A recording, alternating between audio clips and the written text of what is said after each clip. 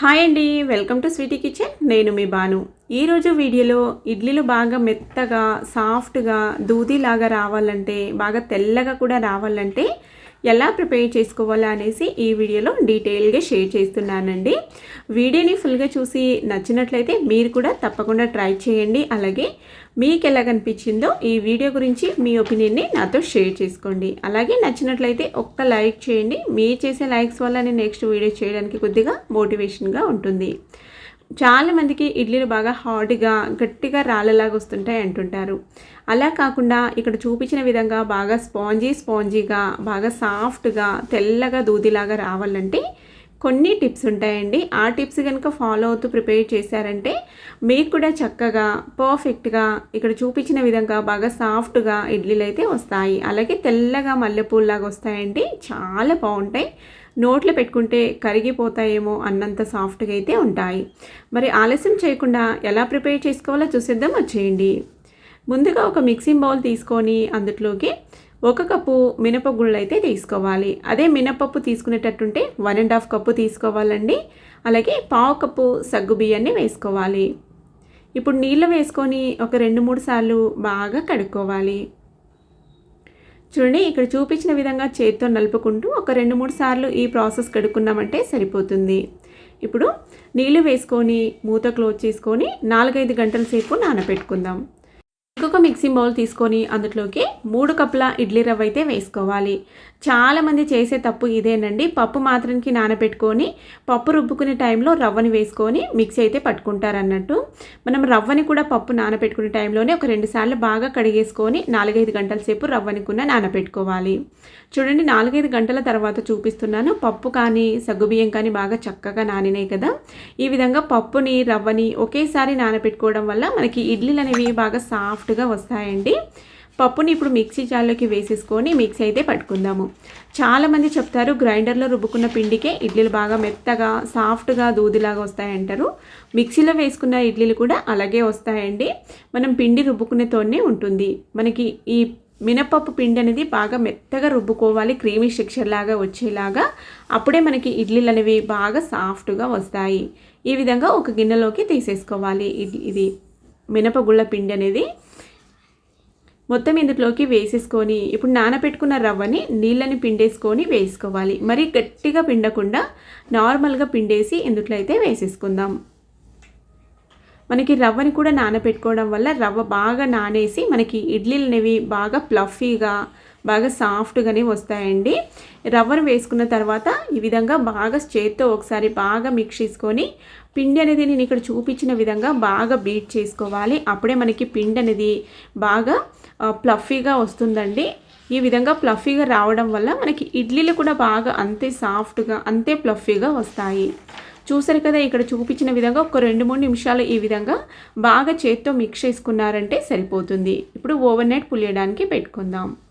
చూసారు కదండి, ఇక్కడ మార్నింగ్ కల్లా పిండి ఎలా పులిసిందో ఈ విధంగా బాగా చక్కగా పిండి పులిస్తేనే మనకి ఇడ్లీలు అనేవి బాగా టేస్టీగా వస్తాయన్నట్టు. పిండిని ఒకసారి బాగా ఈవెన్గా మిక్స్ చేసుకుందాం. మరీ స్పీడ్గా కాకుండా నిదానంగా ఇక్కడ చూపించిన విధంగా పిండిని మిక్స్ చేసుకోవాలండి. ఈ విధంగా బాగా మిక్స్ చేసుకొని ఇప్పుడు మనము కావలసినంత బ్యాటర్ని అయితే ఇంకొక బౌల్లోకి తీసుకుందాం. మిగతా బ్యాటర్ని ఫ్రిడ్జ్లో స్టోర్ చేసుకుందాం అన్నట్టు. నేనైతే ఇంకొక మిక్సింగ్ బౌల్ తీసుకున్నాను. అందులోకి మాకు బ్రేక్ఫాస్ట్కి సరిపడా బ్యాటర్ అయితే తీసుకుంటున్నా. ఈ విధంగా సరిపడా బ్యాటర్ తీసుకొని రుచికి సరిపడా ఉప్పు మాత్రానికే వేసుకొని బాగా మిక్స్ చేసుకోవాలండి. ఇప్పుడు ఇడ్లీ ప్లేట్లను అయితే తీసుకుందాం. ఈ ఇడ్లీ ప్లేట్లోకి నేనైతే లైట్గా నెయ్యి అప్లై చేస్తున్నాను. ఈ విధంగా 1 టీ స్పూన్ తీసుకొని అన్ని గుంతల్లోకి వేసేసుకుంటున్నానండి. ఈ విధంగా లైట్గా నెయ్యిని రాసేసుకుందాం.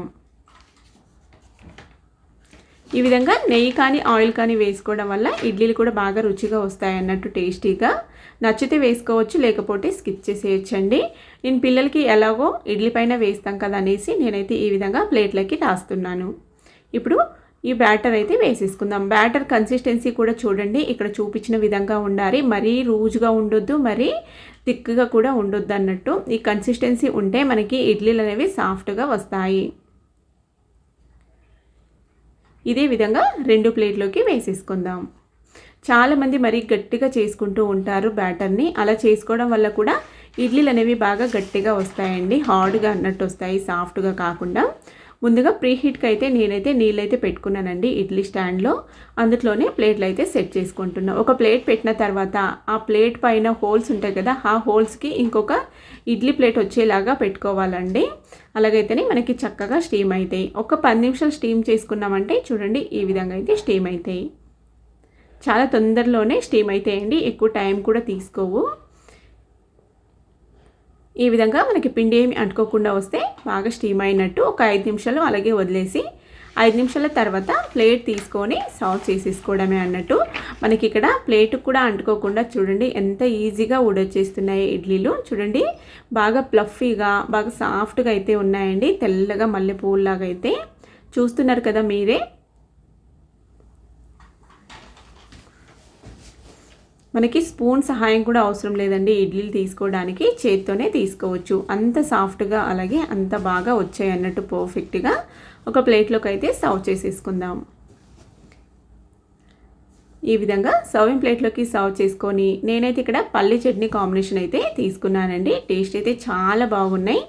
ఇంతేనండి, చాలా ఈజీగా టేస్టీగా సాఫ్ట్గా ప్లఫీగా మనకి ఇడ్లీలు అయితే రెడీ అయిపోయినాయి. మరి వీడియో నచ్చినట్లయితే మీరు కూడా ఒకసారి తప్పకుండా ట్రై చేసి మీకు ఎలా కనిపించిందో మీ ఒపీనియన్ని నాతో షేర్ చేసుకోండి కమెంట్ రూపంలో. అలాగే మీరు ఎలా ప్రిపేర్ చేసుకుంటారో కూడా నాతో షేర్ చేసుకోండి. ఈ వీడియో నచ్చినట్లయితే ఒక లైక్ చేసి ఇలాంటి మరిన్ని వీడియోస్ కోసం ఛానల్ అయితే సబ్స్క్రైబ్ చేసుకోండి. అలాగే ఫ్రెండ్స్ ఫ్యామిలీ మెంబర్స్ కూడా షేర్ చేయండి. నేనైతే మన ఛానల్లో చాలా రకాలుగా హెల్దీ రెసిపీస్ అయితే అప్లోడ్ చేశానండి. ఇంట్రెస్ట్ ఉంటే కనుక ఒకసారి స్వీటీ కిచెన్ ఛానల్కి విజిట్ ఇచ్చి చూడండి. నెక్స్ట్ మళ్ళొక వీడియోతో మీ ముందుకు వస్తా. Thank you for watching.